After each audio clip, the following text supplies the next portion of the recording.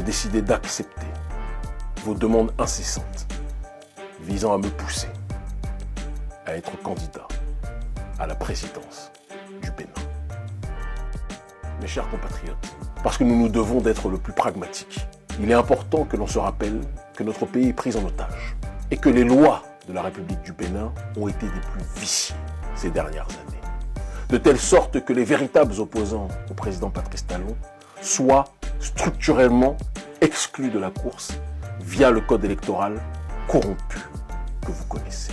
Et c'est pour cette raison que nous avons dressé 3 options qui nous permettront d'être candidats à la présidence du Bénin.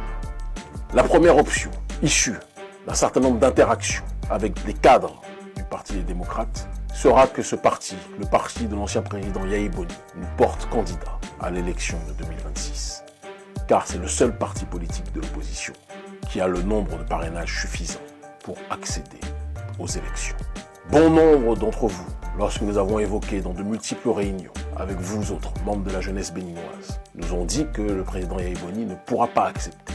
Parce que le président Yahi Boni, à vos yeux de nombre d'entre vous, fait partie de cette ancienne France-Afrique qui peine à vouloir mourir. Je vous ai répondu, et je l'ai dit aussi dans le cadre de réunions avec des membres du bureau du Parti des démocrates, que je ne voulais pas être incarcéré dans le passé et que je pense profondément que tout le monde peut changer.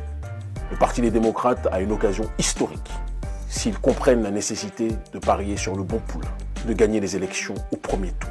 Un coup KO, coup de marteau. Est-ce que le président Yahi Boni acceptera cette main tendue?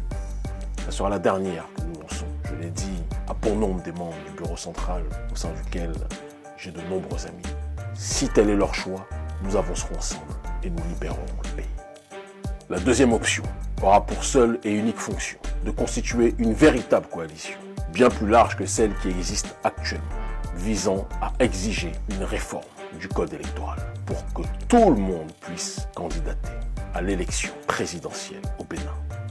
Et enfin, la dernière option, certains diront peut-être la plus importante, c'est une triangulation des forces, appelée l'opération Jéricho, qui s'appuiera sur une base tripartitionnelle, une logique de révolution sur le terrain informationnel, une logique de mobilisation, de contestation populaire et une prise de responsabilité de ceux habilités dans le pays à faire basculer les choses pour que le peuple puisse reprendre le pouvoir. Dans tous les cas, nous accompagnerons tous les processus évoqués parmi les 3 qui permettront à notre peuple d'arriver à la destination nommée la libération du Bénin. Ce que nous avons propagé partout, nous allons l'installer ici pour une résurrection du pays des Akoché, pour une résurrection du pays de l'ancien Dahomey, pour une résurrection d'un peuple qu'on a trop longtemps voulu écraser, mais que nul ne peut exterminer, pour que le travail commencé par Béanzin puisse être finalisé. Ce que le roi Béanzin a commencé, nous allons plus que jamais le terminer. Le Bénin libre ou la mort, nous vaincrons.